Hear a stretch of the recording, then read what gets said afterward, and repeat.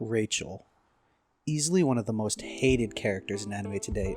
She betrays her one and only friend, and for what? Just a drip of clout? Today I decided I want to take a dive into the psyche of a character that seemingly becomes a villain for no reason.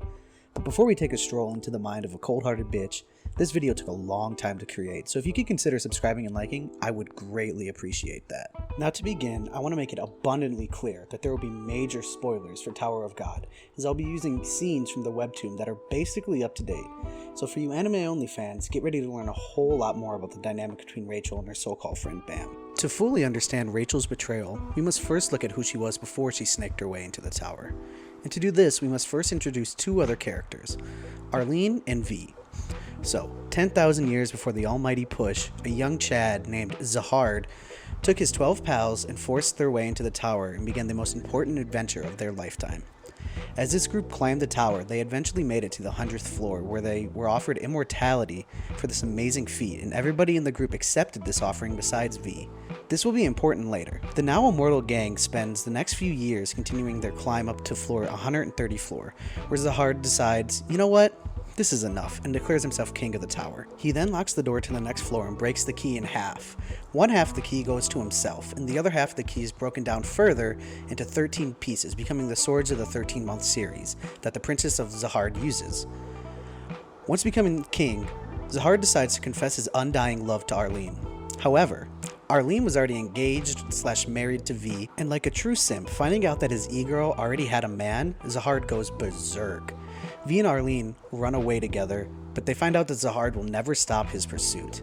So they create an anti-Zahard force and try to fight and overthrow the so-called king. This group becomes the basis of FUG that drives most of the plot for Season 2. However, the 10 other members of the original gang decided to side with Zahard, even though they hate him just as much as Arlene and V. And consequently, Arlene and V get clapped and now are on the run. During this time, Arlene has a child and runs and hides on the 34th floor. Zahard figures this out and slaughters her son right in front of her. Arlene is obviously devastated by this and becomes a former shell of herself, losing all will to live, and tries to kill herself multiple times. But since she became immortal, she can't.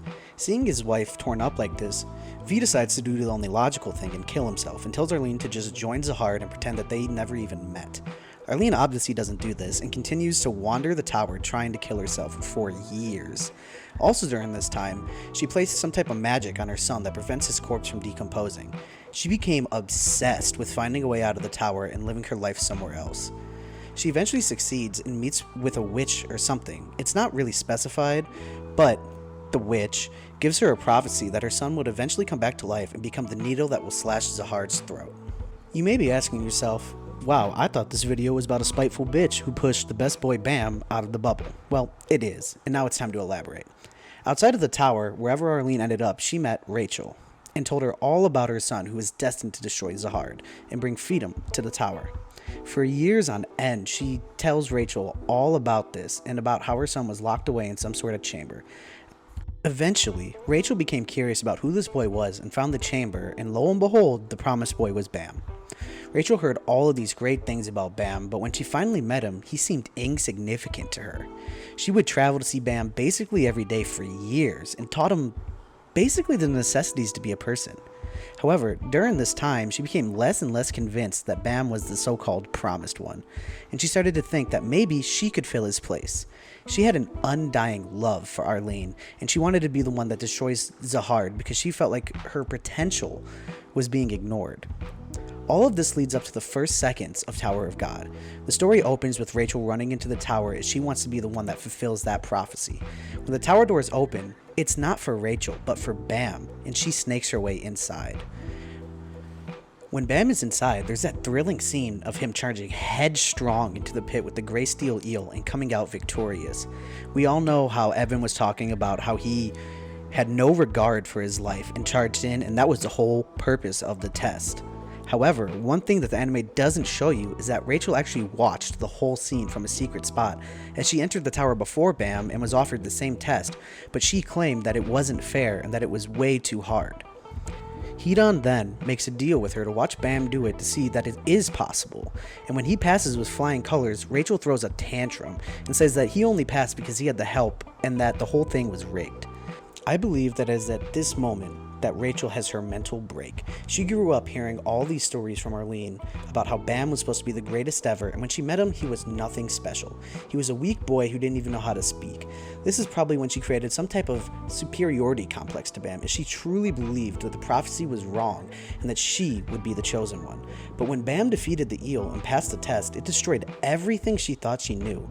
The fact that she claimed the test was impossible and then saw Bam, a person who she thought was the weakest of the weak, pass it, it took a huge toll on her mind.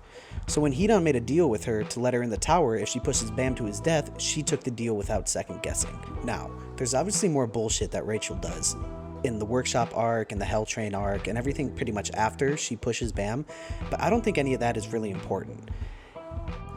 By this point in the story, it is already clear that Rachael is just this stone cold, evil bitch that doesn't really care about anybody but herself. And I don't think there's anything that kind of offers insight into her psyche from this point that hasn't already been covered. I hope that this video helps you gain an understanding as to why Rachael did the things she did.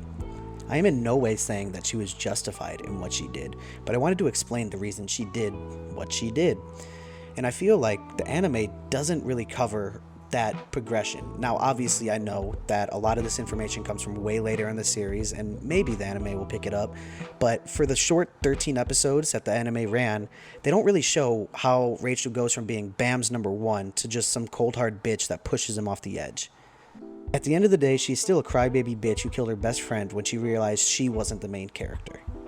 If you made it to the end of this video, please consider subscribing and leaving a like. It would make a great deal to me. And leave a comment below what you think I should make a video about next.